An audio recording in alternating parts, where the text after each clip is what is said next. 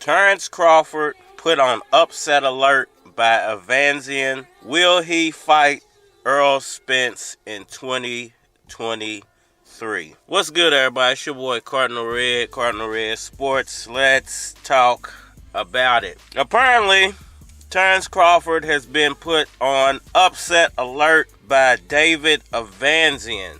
And I just wanted to give my 2 cents on what that could possibly mean. Can Terence Crawford lose, or will Terence Crawford lose to David Avanesyan? Does David Avanesyan have a chance of beating Bud Crawford? Is it possible? Is it possible a complete nobody can come out of nowhere and truly give Terence Crawford a run for his money?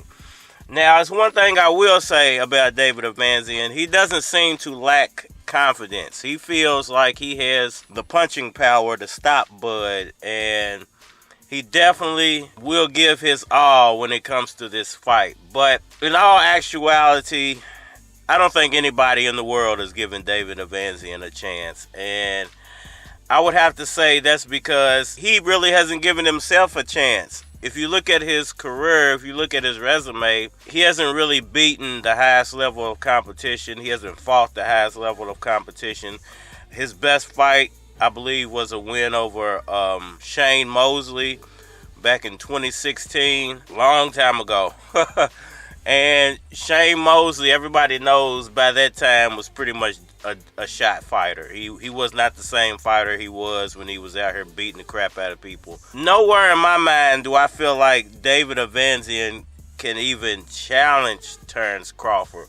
Now, does that mean that he won't land a good shot or two? There won't be some ooh-ah moments during this fight? I think there'll be a few moments during the fight before Terence Crawford ultimately gets him out of there.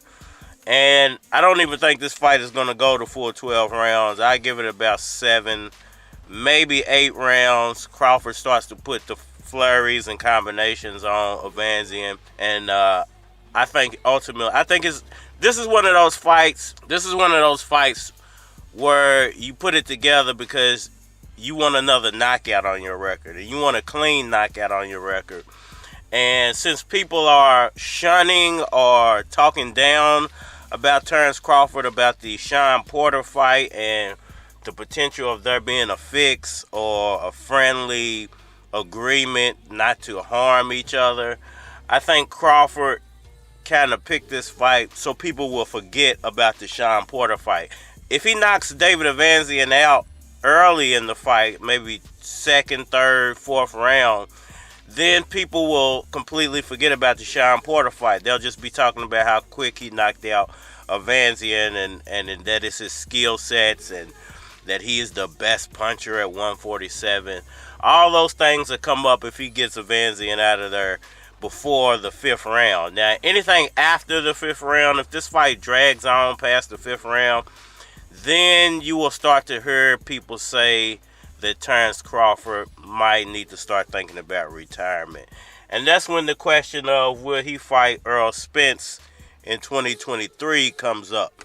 Now, there's a lot of people giving me some pushback about the 2023 potential matchup between Crawford and Spence. And my problem with that is, if you read the articles that were written about the WBA's ruling about Amino Santanios, and the fact that he was supposed to be next for Errol Spence Jr., not Keith Thurman. But since the WBC stepped in and decided to put their 2 cents on things, we have a whole mess when it comes to Errol Spence's 2023 schedule. Now, a lot of people feel like the undisputed fight will trump a mandatory fight. But if you read those articles, there was something written into the WBA contract with Amino Santanios and Virgil Ortiz stating that the winner of that fight automatically gets a shot at Errol Spence, and if the fight doesn't happen, there will be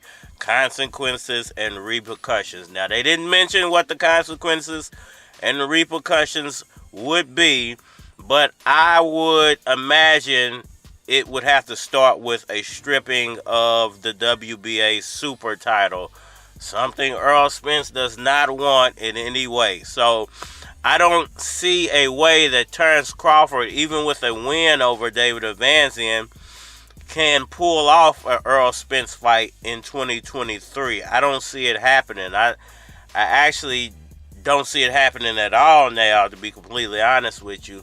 But definitely not in 2023. 2024, a possibility. I think once the division is completely cleared out, I mean, it's pretty much completely cleared out now, but since you have a few younger fighters that are making their way up in the rankings, Virgil Ortiz, Boots Ennis, Amino Santanillos, Keith Thurman to a lesser extent.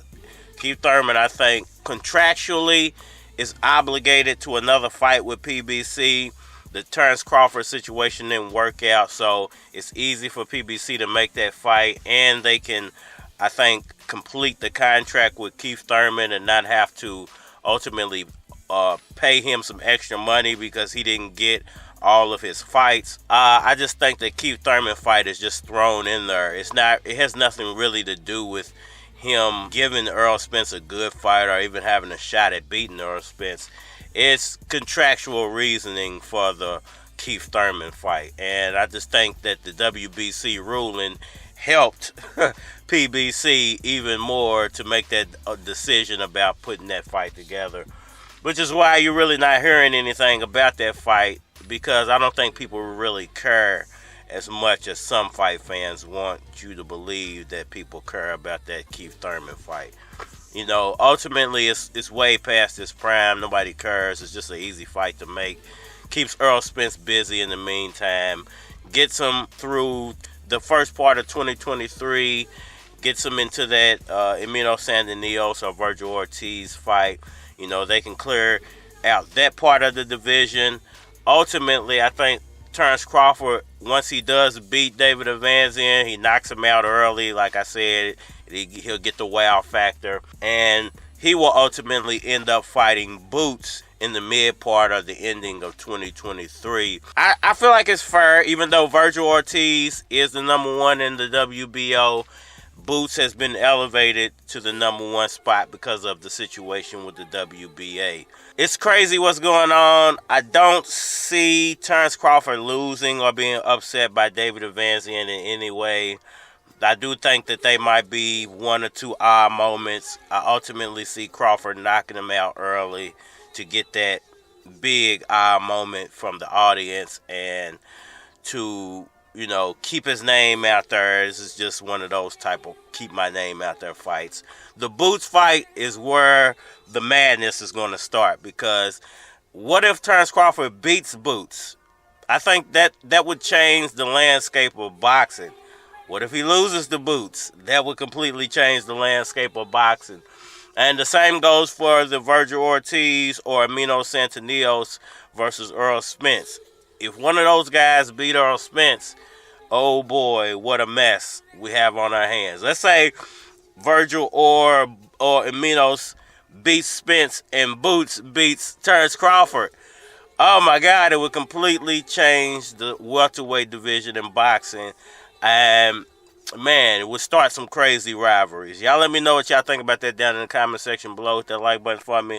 Share. Subscribe. Follow me on all social media platforms. Facebook, Instagram, YouTube, Twitter. More than likely to get a response on the tube. Holler at me over there. And we are lining. It's your boy Keys, neighborhood employee. Niggas knew that I was coming with fire. Y'all ain't up to my pie and up under a car. Your head under a tie, it's the S and the I. Player, we supposed to win. I'm in the booth focusing with coke in hand. Dude hate it when you see the chief running in. Ass mouth hurting like his wisdom teeth coming in. Now that's a roundhouse kick. Come round your house, letting rounds out quick. From Newburgh to downtown, it's that Midwest to down south shit. Y'all ain't fucking weed. She chillin', tryna put the feel on the mouth. What's good? She nothing, tryna show these niggas how to round.